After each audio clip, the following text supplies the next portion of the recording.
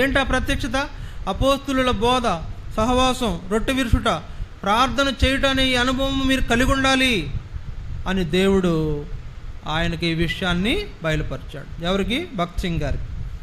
ఏం చేయాలి ప్రభా, ఈ సహవాసం ఎట్లా నడిపించాలి, ఈ ప్రజలకు నేను ఏమి ఇవ్వగలను, ఏం చేయగలను అని దేవుడిని అడిగినప్పుడు ఏమైంది?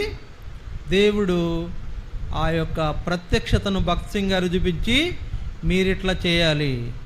దేవుని యొక్క ప్రత్యక్షత ఏమై ఉంటుంది అని కనిపెట్టిన దగ్గర వాళ్లకు దేవుడు భగత్ సింగ్ గారికి ఈ వచనాన్ని మీరు చేయాలి అని చూపించాడు.